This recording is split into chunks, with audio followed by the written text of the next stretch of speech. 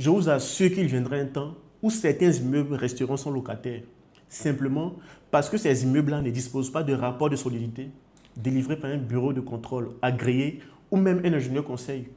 Aujourd'hui, parce qu'on a construit une simple villa basse au village, automatiquement, on devient ingénieur. Bienvenue sur notre page Evra Akwasi, votre ingénieur en génie civil et hydraulique, promoteur de l'entreprise Génie H-Pro avec la santé toujours surdimensionnée. J'espère que cette vidéo trouvera en parfaite santé. Dans cette vidéo, je vais simplement m'exprimer sur l'effondrement du meuble qui a eu lieu la semaine dernière à Abidjan, plus précisément à la cité-ci. Pour vous dire la vérité, je ne voulais pas faire de vidéo dans ce sens, mais j'ai plusieurs fois été tagué par vous, mes abonnés, sous plusieurs posts. Donc pour vous, je suis là ce matin pour donner mon point de vue. Vous savez, il est vrai que le ministère de la Construction a eu cette brillante idée de démolir l'immeuble qui devenait un danger pour son entourage. Cependant, pour moi, il me semble essentiel de réaliser une autopsie de cet immeuble. Oui, nous devons réaliser une autopsie de cet immeuble. Cette analyse approfondie, cette autopsie, nous permettra de savoir, de comprendre les causes réelles de cet effondrement. Je suppose que le bâtiment a été construit sur la base des plans d'exécution. Si c'est le cas, il y a des informations qu'on peut avoir sur place. Des informations telles que la résistance et la section du béton, ainsi que le type de fer, la qualité du fer utilisé pour certains ouvrages élémentaires en béton armé qui composent votre structure. On peut avoir ces informations. On peut savoir également à quelle profondeur le bâtiment a été fondé. Est-ce que ça respecte les informations du rapport géotechnique, si ça existe bien sûr.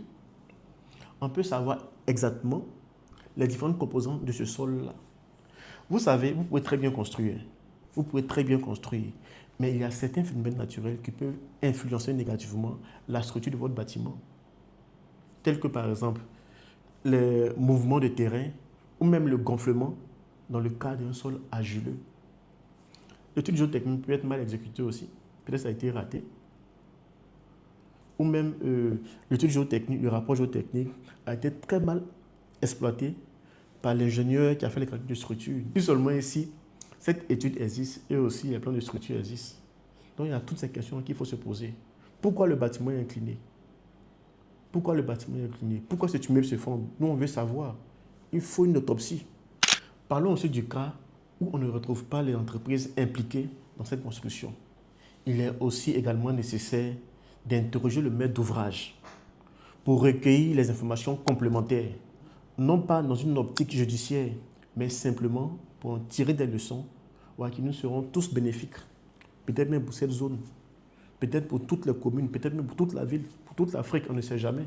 Donc il faut interroger le maître d'ouvrage. De toutes les façons, nous connaissons tous les causes classiques d'effondrement du meuble.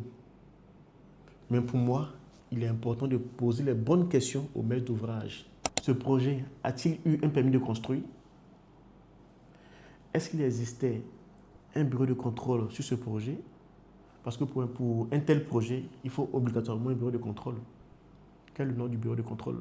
Si le bureau de contrôle existe, on veut voir les rapports sur les matériaux, les tests sur les matériaux, tout ça. On veut savoir, est-ce qu'il y a eu une véritable étude géotechnique?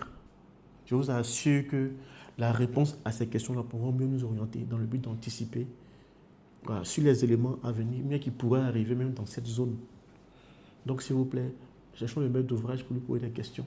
Pour ceux qui ont l'habitude de faire des permis de construire, de faire la demande de permis de construire, vous savez que depuis 2019, il y a eu de nouvelles réglementations comme ça.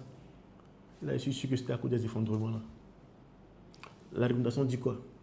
Avant de retirer un permis de construire d'un bâtiment à partir d'un R+2, le maître d'ouvrage doit obligatoirement passer une convention de contrôle avec un bureau de contrôle agréé. Donc, vous connaissez très bien le bureau de contrôle dans le cadre d'un tel projet. Aussi, je crois, en 2024-2023, lorsque il y a un maître d'ouvrage qui faisait une fouille près d'un immeuble, je crois, à la Riviera, il y a eu affaissement de son voisin. Vous savez, il y a eu aussi une nouvelle réglementation après ce dégât-là. La réglementation dit quoi? Lorsque pour ton projet, il y a un blindage, le blindage des fouilles à concevoir et à exécuter, vous devez obligatoirement confier ces travaux-là de conception et de construction à une entreprise spécialisée. C'est cette année, moi, j'ai su ça. Parce que j'ai fait des études pour un blindage, ça ne passait pas au guichet unique. Or, dans les passés, j'ai fait ça passer. C'était validé par le guichet unique. Mais cette année, j'ai fait ça ne passait pas. Donc, vous voyez, si on se pose toutes ces questions-là, ça peut nous aider à prendre des mesures qui nous permettront d'éviter tous ces phénomènes.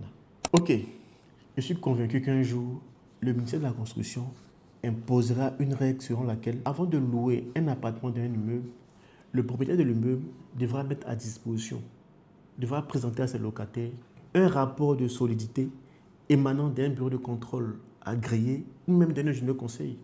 Sans quoi, il ne pourra pas mettre ses biens en location. Je suis convaincu de cela. Si les propriétaires refusent de se conformer aux normes, ce sont les locataires qui vont les obliger à les respecter. Ok.